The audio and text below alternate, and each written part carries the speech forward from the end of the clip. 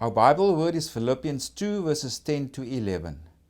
That at the name of Jesus every knee should bow, of those in heaven and of those on earth and of those under the earth, and that every tongue should confess that Jesus Christ is Lord, to the glory of God the Father. So this is Paul writing to the Philippians.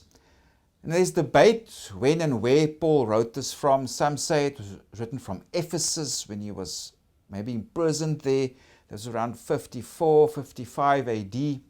But most scholars would say he wrote this from Rome when he was imprisoned there in year 60 to 62. That we can read about at the end of Acts, where Paul makes his journey to Rome and he spent there a period for 2 years in prison. And Paul is writing to the Philippians for various reasons, and also to say, thank you for this gift that you've sent me while I'm in prison. And Paul was very fond of these Philippian Christians, and they also had a very close relationship with him, and they supported him in his troubles, and also during his time of being under house arrest in Rome. So Paul is now coming to a section of the letter where he wants to give exhortation to the Christians of Philippi. And this begins in chapter 1, verses 27. If we go there, it says, "Only let your conduct be worthy of the gospel of Christ." And the whole area, or from 1 verses 27 to chapter 2, verses 18, is about their conduct that's worthy of the gospel. And initially, he pleads for unity in the midst of opposition from outsiders. But this whole area, if we break it down, it's in verse 27, he says there, let your conduct be worthy of the gospel. And then in chapter 2, verses 1 to 4, he gives us exhortation for unity and mutual consideration. And then verses 5 to 11, there he uses Christ as the supreme example of humility.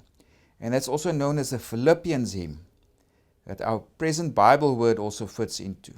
And then after that, verses 12 to 18, his exhortation continues. So Paul gives us exhortation to the believers, be mindful of one another.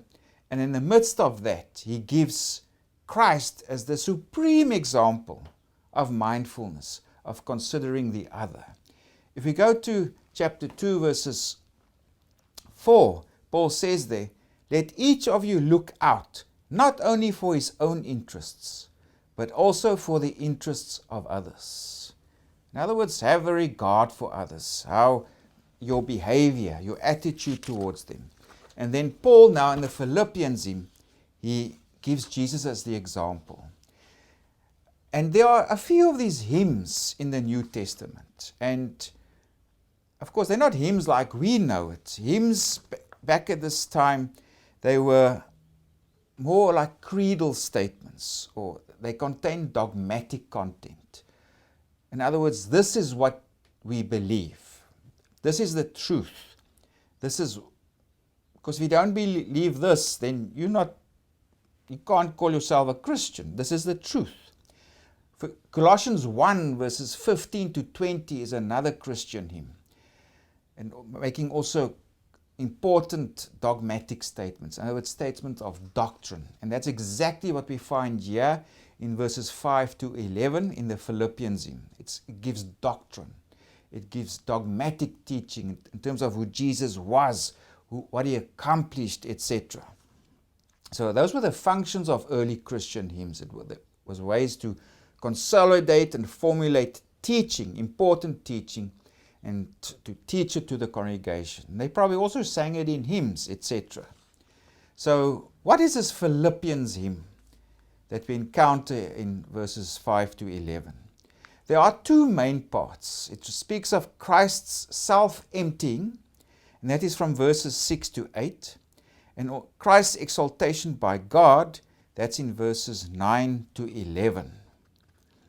Now firstly, if we look there at the left-hand column, first reference is made to Christ's pre-existence, because the author, the hymn, speaks of him being in the form of God.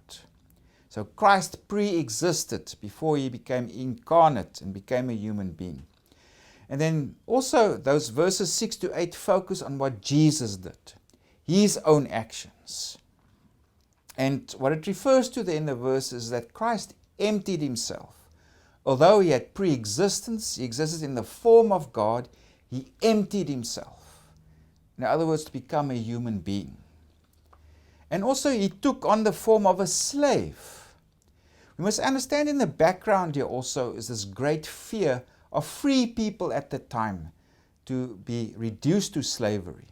In the ancient world, you could become a slave if a foreign nation came and invaded you and they took you captive and they then could sell you off as slaves.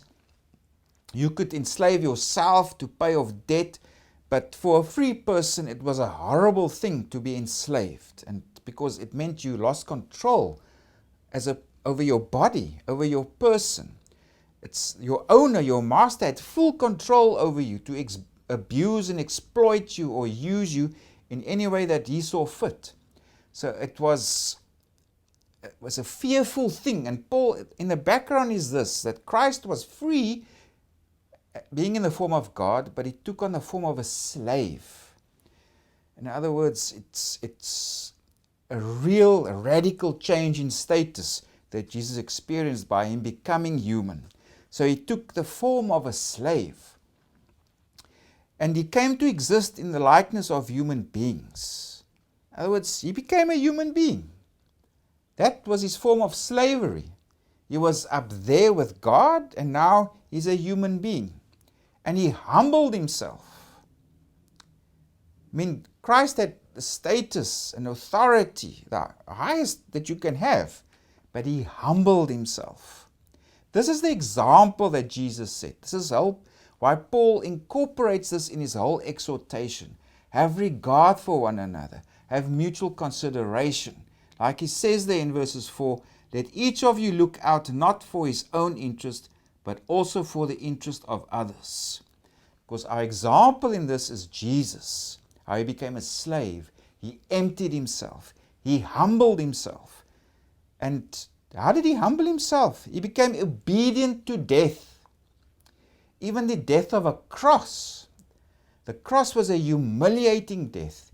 The person who was crucified is humiliated, disgraced, without honor. A complete loser, a nobody. That's what people would have regarded Jesus being crucified. So he was the highest position, and now he became nothing. By becoming human, emptying himself, even dying on a cross, the shameful death of the cross. And this is what Jesus did. Out of his own free will, that's what Christ or the Son of God chose to do. And now the hymn changes its focus because of what Jesus did voluntarily. Now it focuses on what God did. God's now the subject. And it explains that God exalted Jesus to the highest place of honor. And also that he gave him the name Lord. Now Lord, in the Old Testament, especially the Greek translation of the New Testament, it was used to refer to Yahweh. So wherever Yahweh was used in the Hebrew Old Testament, it was translated as Lord in the Greek translation of the New Testament.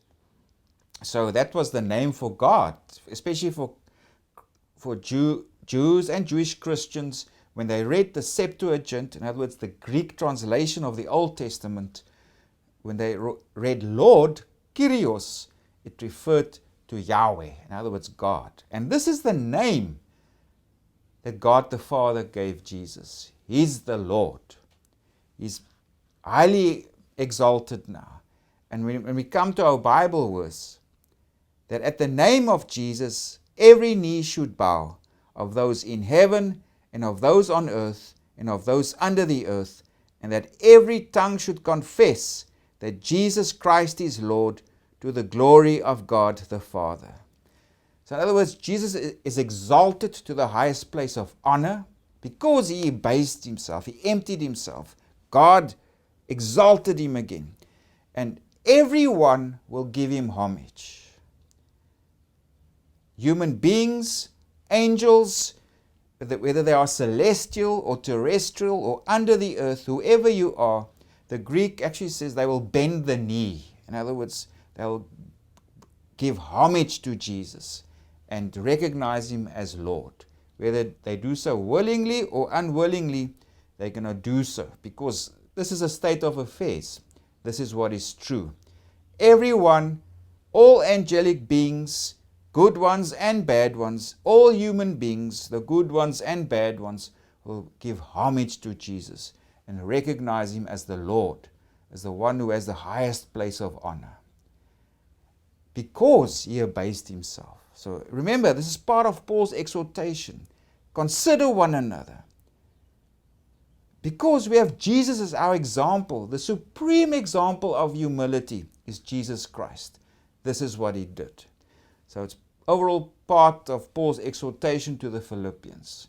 We must take each other into consideration, because Jesus is our example in how we can do this.